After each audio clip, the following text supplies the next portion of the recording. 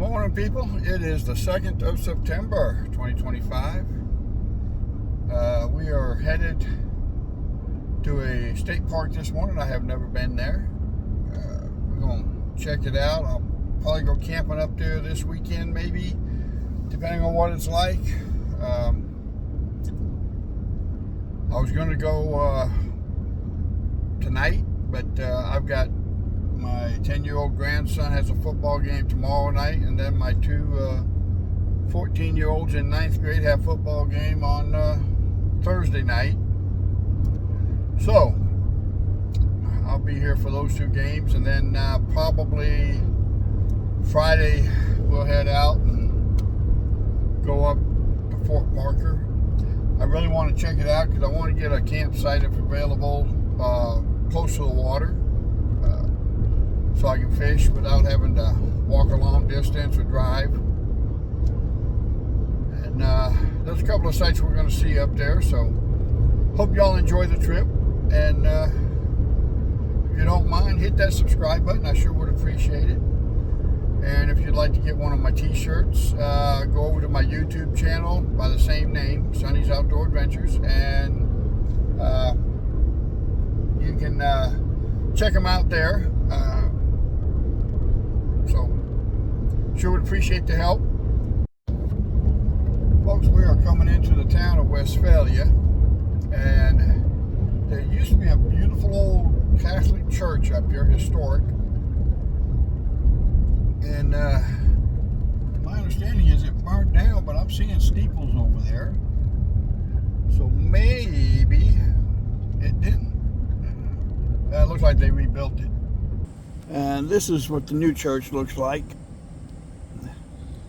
It's not as pretty as the old church. It was founded in 1883. The old one was wooden, and the inside was gorgeous. But that's the way the Catholics are, I guess. They really like to decorate their churches. So we're going to go over here towards, I guess it's the rectory.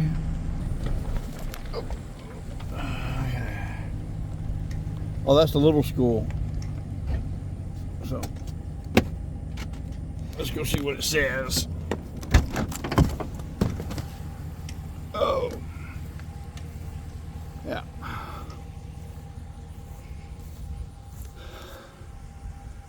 Y'all can pause it and read it if you want to. That's the little school there.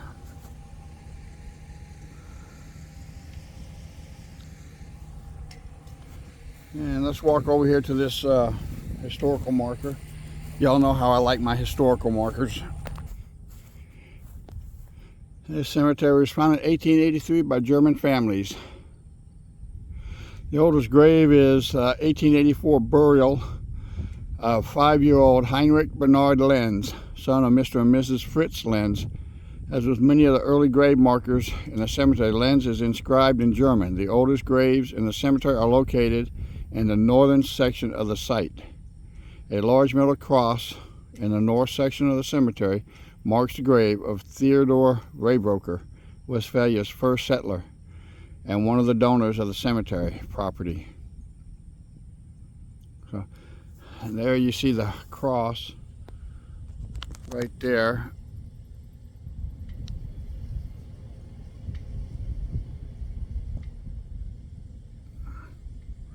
That's the oldest part of the cemetery over there.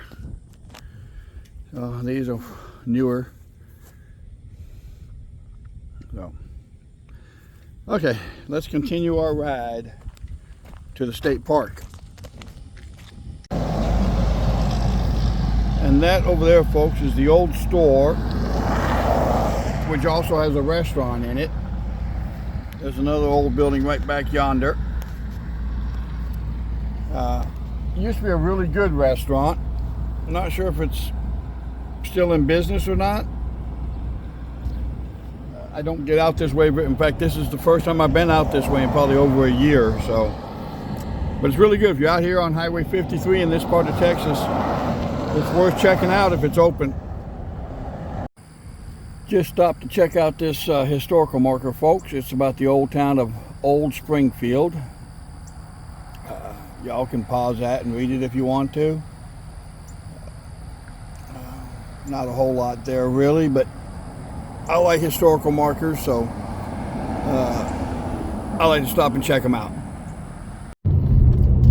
Okay, we'll be turning in right here, Fort Parker State Park.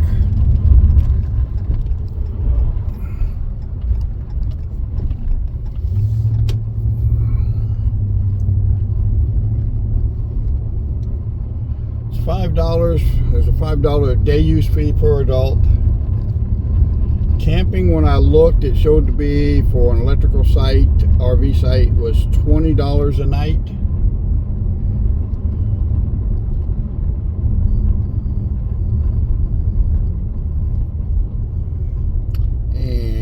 And the destination is on your right, Fort Parker State Park. Guess I gotta park here and go in. And folks, we are at the park. This is a historical sign about the Civilian Conservation Corps, which built most of the Texas state parks. So I'll leave that there. Y'all can read it.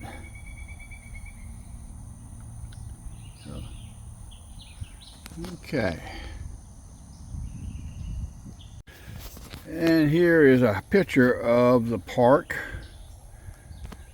And as you can see, they got trails here. That's the Baines Creek Trail. It's 2.5 miles. They got a paddling trail here if you want to paddle, kayak, canoe. You can go right on up the Navasota River. So, you got the green trail, you got the blue trail, which this right here tells you about them. So, but we're gonna go down, look around for some campsites, and we are right here. So we'll have to go and look, see where the campsites are, see what we got available. Once we find one we like, we'll look it up and see if it's available for the weekend.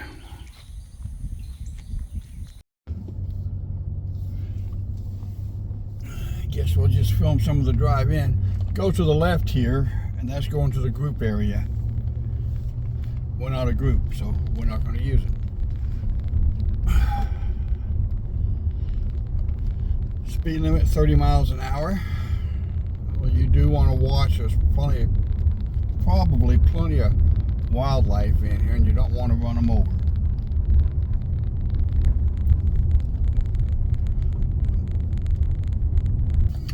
We got another historical mall. Oh, this is the old cemetery.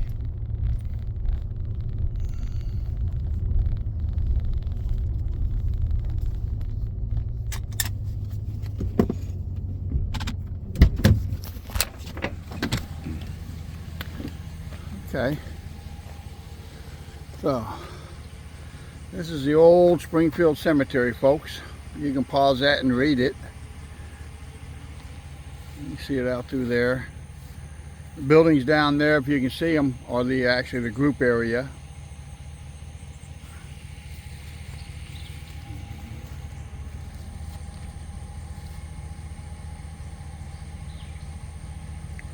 It tells you a little bit about the area. You got a bench here with a trail marker.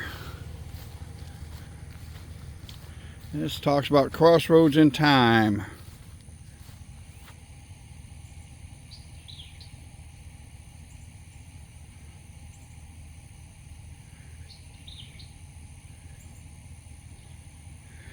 Oh, okay, so I guess if you want to go in the cemetery, you go in from the other way. Actually, they got the gate taped off here, so I guess they don't want no one going in. And there's the trailhead right there for one of the trails. They do have a dump station right over there. for your RV. So, dump station there, trash can. We're going down that way. So.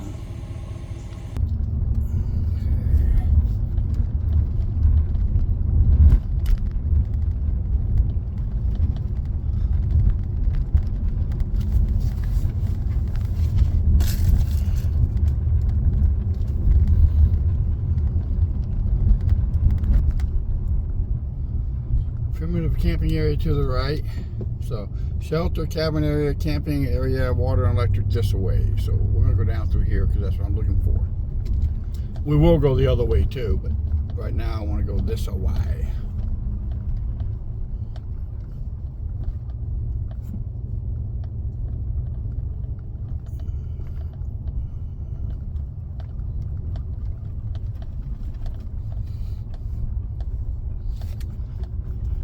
Looks like it's flooded.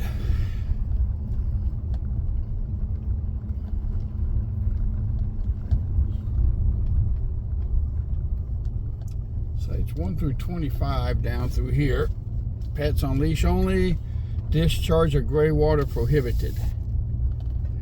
So, man, it's gonna be kind of hard to do any fishing from the bank.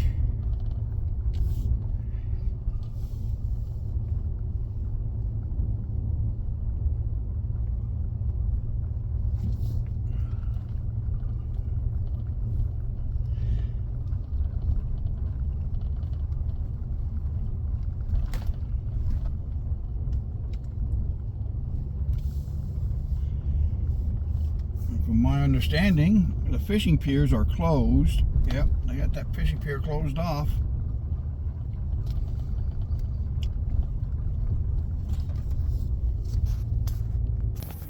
And here's one of the fishing piers, but it's closed off. They have a fish cleaning table.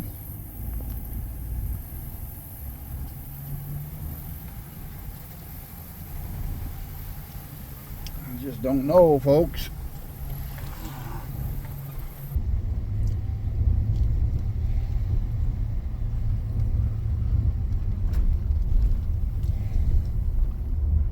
And we may have to look at a different park.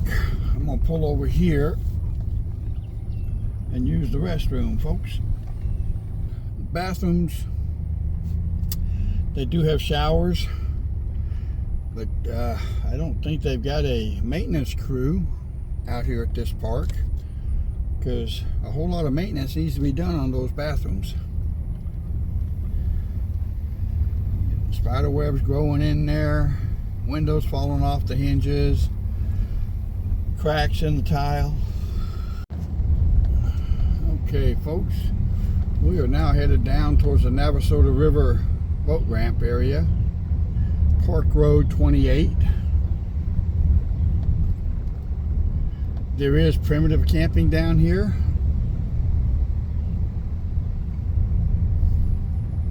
Another mailbox.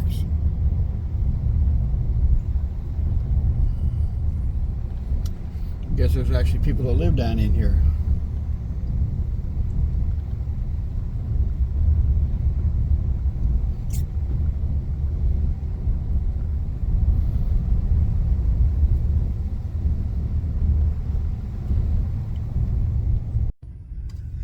Now, folks, I just spoke with the ranger there. They had the road blocked. They're getting ready to do some work there, but they said from this point down all the way to the river it's closed due to the flooding.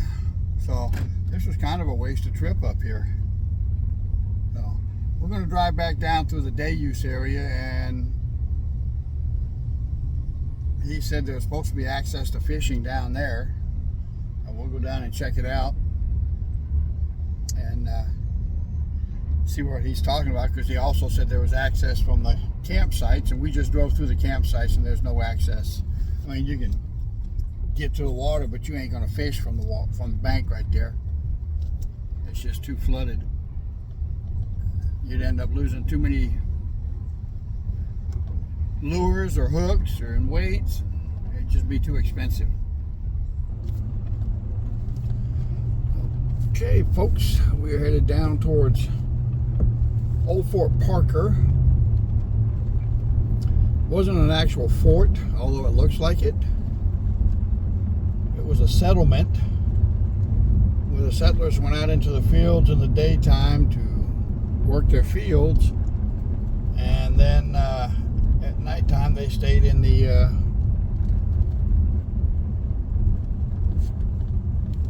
fort where it was safe. So we're on Park Road 35, and here's the first gate. And just to give you all an idea of the history of Fort Parker, family last name of Parker lived down here, and it was in Comanche territory, so that's why they built it as a fort, and they figured they'd be safer that way. Sleeping in there at nighttime, it would be harder for the Indians to attack them if they lived in individual houses outside of the fort. So we got one building here, and let me get y'all turned around here. That's your bathrooms there, folks. They need to cut the grass, it looks like.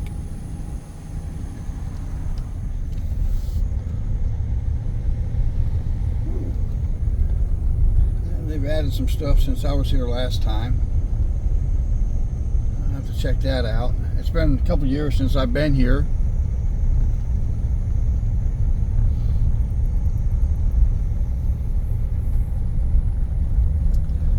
So,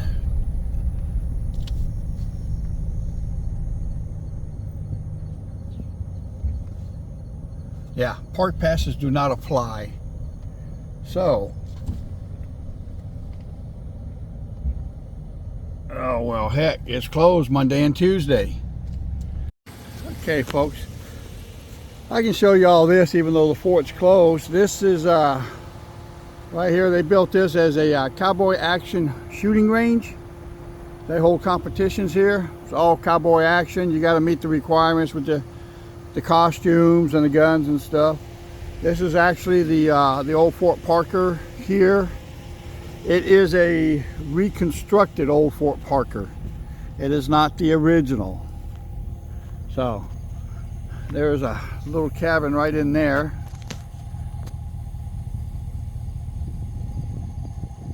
And of course we got this arrow right here. One of the Indians forgot. It's a big boy shooting that. And some more of the wall. You can see the little shooting holes they got there. I'm sure. It's a block house.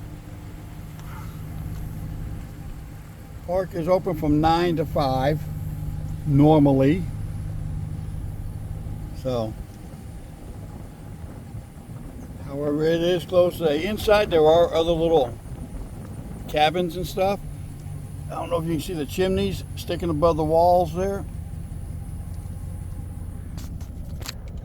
There's the Holmes Chapel right there.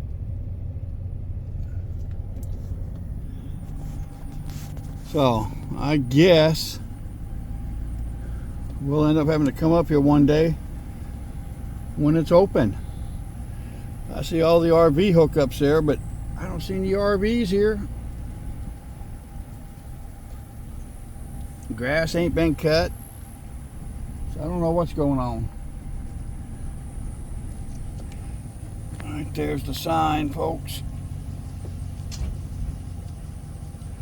The children 6 to 11 are 3, 5 and under are free, and it doesn't say what the adults are. Fort closed Monday and Tuesday. So, all right. Back when it was a working community out here and the settlers were here, Comanches raided it while the workers were out in the field, got into the fort, and kidnapped a young lady named Sarah Ann, or I believe it was Sarah Ann Parker.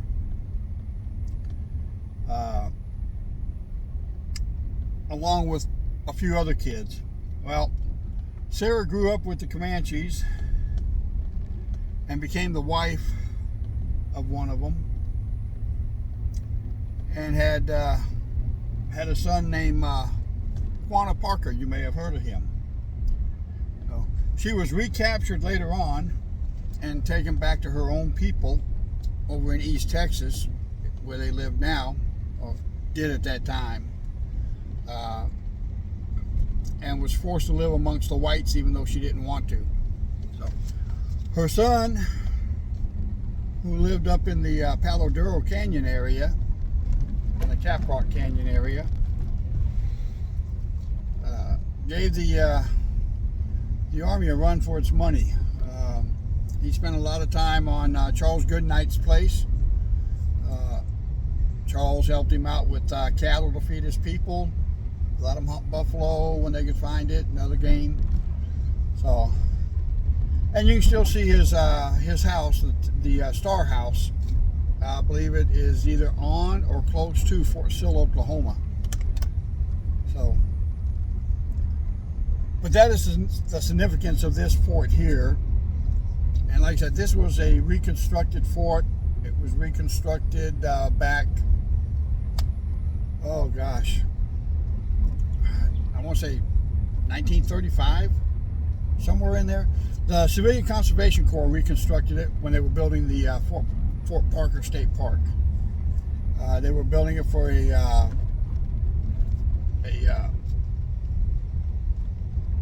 yearly, or not a yearly, but a ceremonial thing coming up. If you read the signs at the historical markers, one of them tells you about it. So, but I have been here several times, although it looks like they've added some new stuff, so I will have to come back up here when it's open. So now we're going to head back. Again, if you haven't done so yet, I sure would appreciate you hitting that subscribe button. It sure does help out. And if you're in the mood, you can leave a super thanks. That would help out. But not sure how those work. I just saw it on there and see other people using them. So, and folks, here's another historical marker about the Odds community. And y'all can pause that and read it. I'm going to go ahead and shut this off so I can read it. Here we go, folks. Herd of buffalo. Just coming back from Parker State Park. And saw this herd of buffalo on the side of the road here. I always like seeing buffalo. Folks, this is the historical marker for the home site of Theodore Raybroker. And y'all can pause that and read it. I'm going to do the same thing.